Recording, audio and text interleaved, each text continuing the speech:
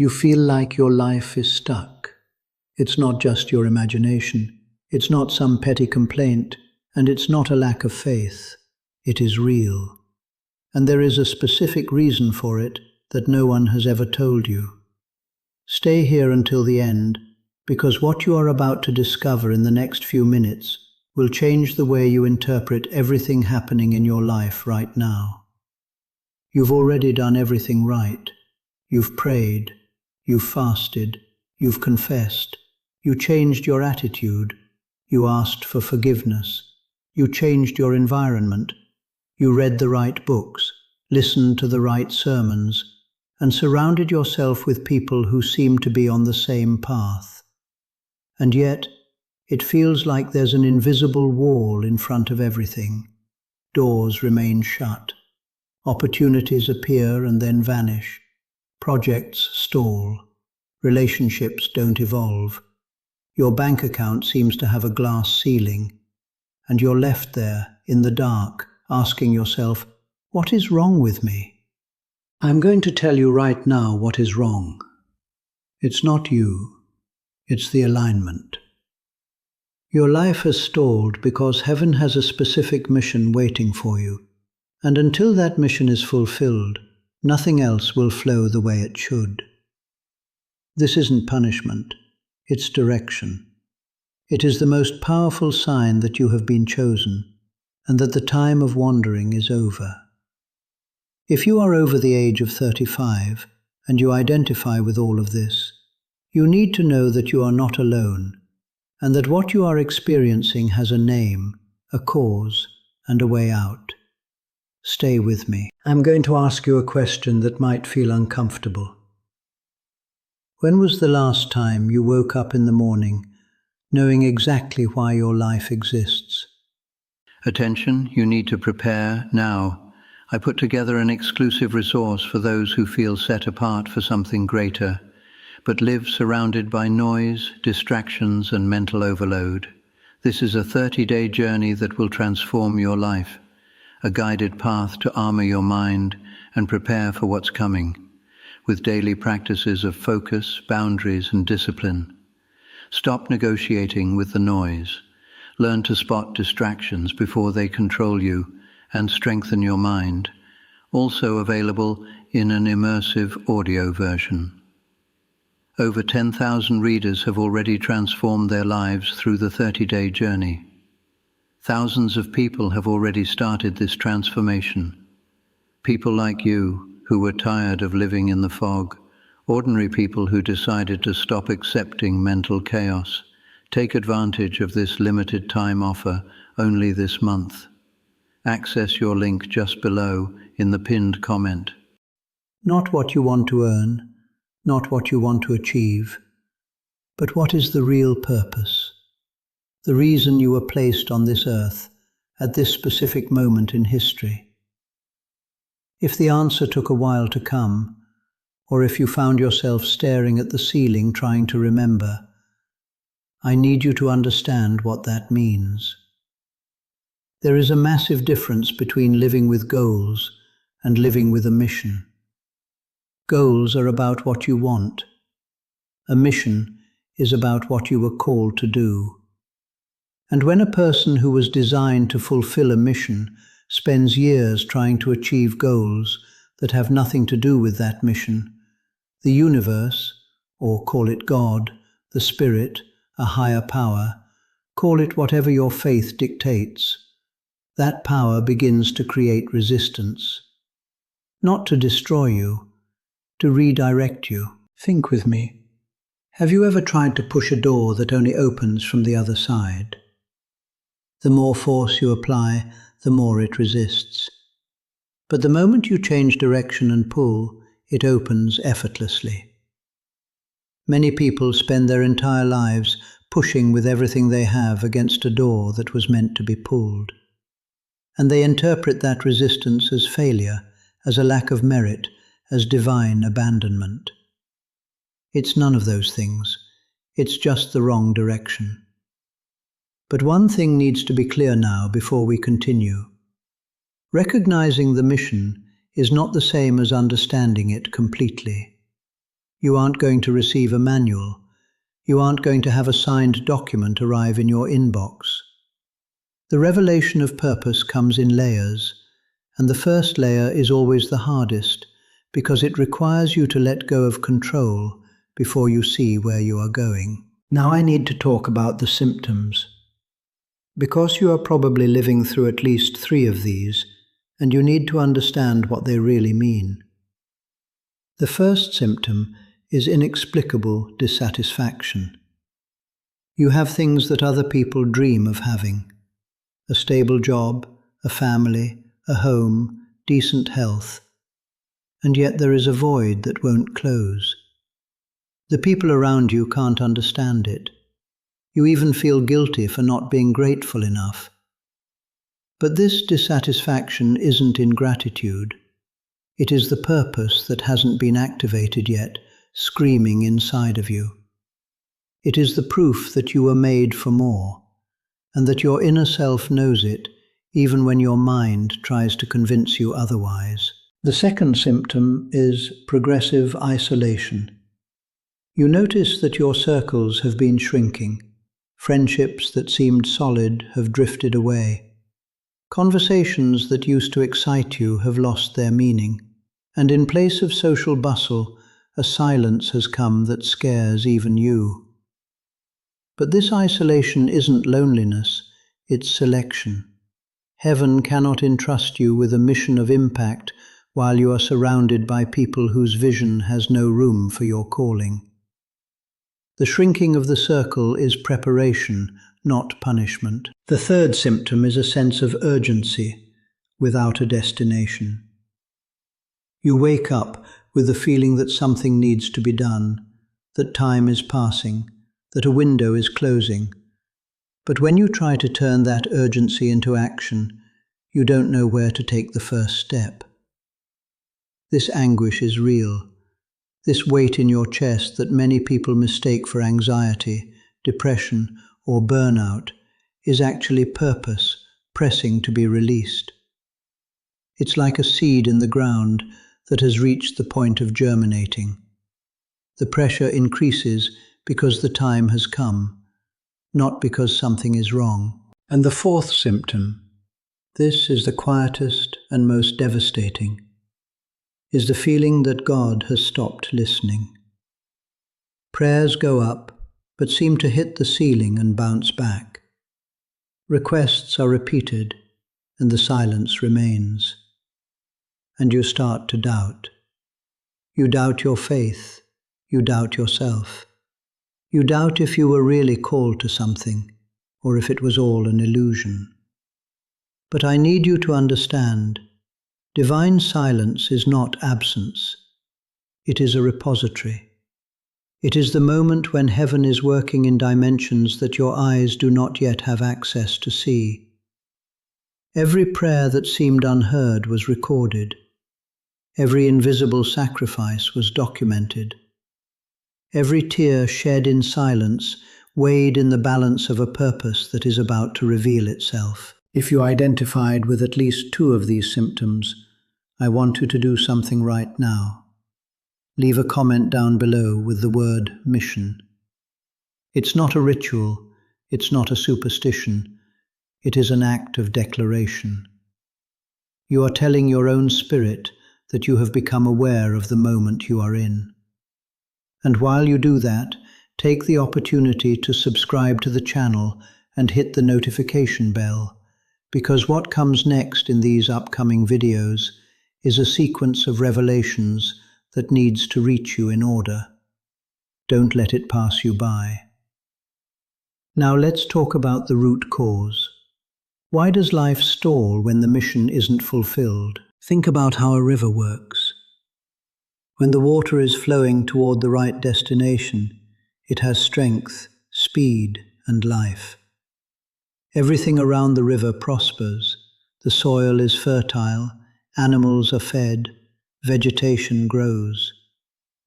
But when you divert that river, when you place barriers that force the water toward a side that isn't its natural bed, what happens? The water pools. It becomes stagnant. It starts to rot. and everything around it withers. This is exactly what happens to the energy of a human being who was called to a specific mission and is using that energy for other things. The blockage doesn't come from the outside. It comes from the incompatibility between what you were designed to do and what you are actually doing. And this incompatibility creates what I call celestial resistance. Purpose itself stalling what shouldn't be built to ensure that what needs to be built isn't ignored. In the United States, there are thousands of people over 35, 40, 45 years old who have reached this age with a massive baggage of achievements, losses, repeated cycles, and new beginnings, and who got here feeling that something greater was waiting, but without knowing exactly what. And that feeling doesn't diminish over time, it increases. Because a mission doesn't have an expiration date, it keeps waiting, and the resistance keeps growing until the decision is made. Have you ever wondered why certain people seem to have life flowing effortlessly, while others do twice the work and reap half the harvest? It's not luck. It's not injustice. In many cases, it's alignment. When you are on the right path, effort still exists, but there is a current underneath helping you move forward. When you are off the path, you are rowing against the tide without knowing that the tide is you. But now comes the part that changes everything. Here comes the solution. And it begins with a truth that might be hard to hear. The mission was never a well-kept secret. It was always there, in the signs you ignored, in the doors you closed out of fear, in the calls you received but didn't answer because the price seemed too high. The first instruction heaven is giving right now is simple. Stop dividing your attention. You cannot fulfill a mission while your energy is scattered in 10 different directions. Dispersion is the greatest enemy of purpose, and the most dangerous distractions aren't the obvious ones. It's not Netflix, it's not your phone. The most dangerous distractions are the most familiar ones. They are the projects you keep out of emotional obligation, but have nothing to do with your calling. They are the commitments you took on for fear of disappointing people, but that drain you every week. They are the relationships you sustain out of habit, but that no longer nourish anything in you. Security is not the same as obedience. You can be in something safe and be completely outside the will of what was designated for you. And while you remain in the safe zone for fear of the uncertain, the mission waits, and life stalls. The second instruction is about identity. You need to stop seeing yourself as someone who is waiting to be called, and start seeing yourself as someone who has already been called and is in the process of responding. This shift in perspective isn't semantics. It changes how you make decisions, how you use your time, and how you react when circumstances test your conviction. God doesn't call perfect people, He calls available people. And availability doesn't mean the absence of fear. It means moving even with the fear. It means saying yes before you completely understand what that yes implies. The greatest callings in history were accepted by people who hadn't the slightest idea what was coming. But they said yes, and the path revealed itself step by step, not all at once. The third instruction, this is the one that will cost the most, is about people. Not everyone who is in your life right now was designated for the next phase of your life. This doesn't mean they are bad people. It means that purpose has a route, and not every route accommodates every passenger all the time. Some people were planted in your life for a specific season. When the season passes and you insist on carrying those who should have stayed behind, You literally weigh down the movement of those who are ahead. This isn't coldness, it isn't abandonment, it is discernment. And discernment is one of the most powerful tools for someone who was called to fulfill something that goes beyond the personal. I want you to stop for a second and think of someone you admire. Someone who built something real, who has a genuine impact, who lives with clarity of purpose. Now think about that person's trajectory. Almost always, there is a moment of rupture. A moment where they let go of what was comfortable to pursue what was necessary. Where they left a stable job, ended a partnership, moved to a new city, or said no to an opportunity that looked good but wasn't right. That moment of rupture didn't come from madness. It came from alignment, from a conscious decision to prioritize purpose over convenience. And you know what all these stories have in common? The period of stalling before the rupture. Almost always, before the breakthrough, there was a long period of resistance, of closed doors, of projects that wouldn't take off, of prayers that seemed to hit the ceiling. That period wasn't punishment, it was preparation. It was the broth thickening before it boiled. It was the foundation being built in invisible places before the building rose in visible ones. You are in that period right now. And the question isn't whether you will get out of it. You will. The question is at what speed. And the speed depends on one thing: how much you will cooperate with the process or resist it. Now, before we get to the final part, I need to ask you something. If this video is touching something real inside of you, share it with someone you know who is also in this process.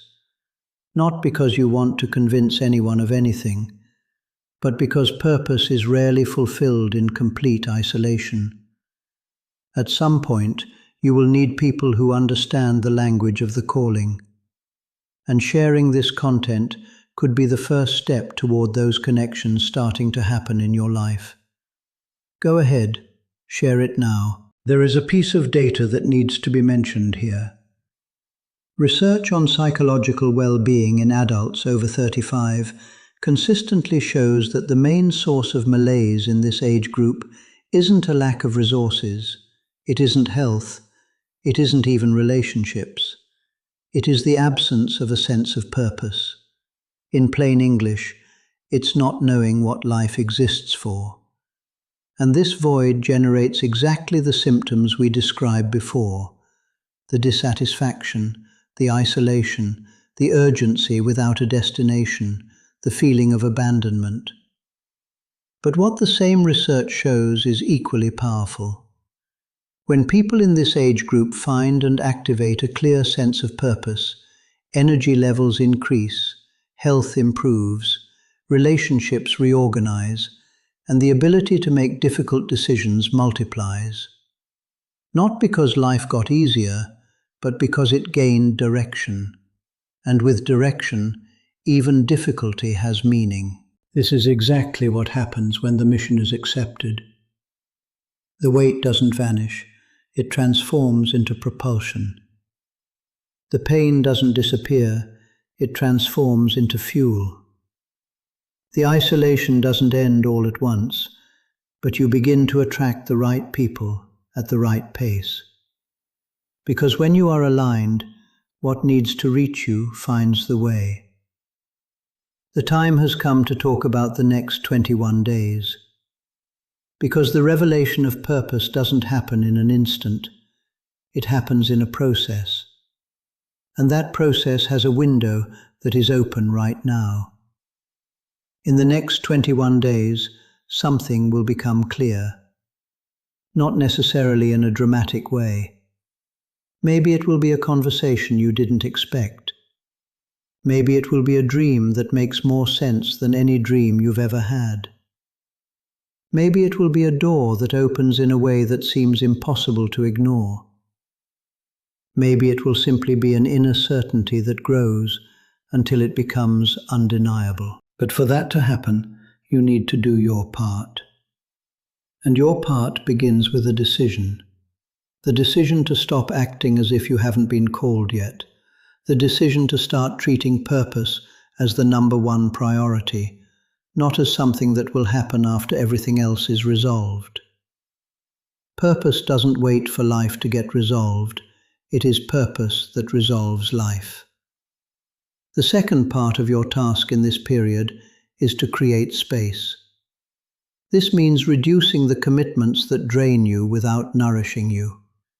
It means having periods of real silence, not just the absence of noise, but a conscious presence with what is inside you. It means observing the thoughts that arise in those moments of silence with curiosity instead of judgment.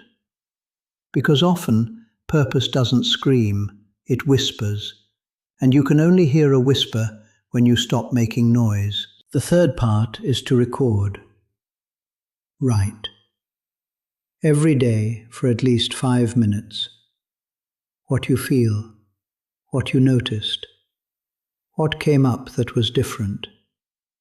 It doesn't need to make immediate sense.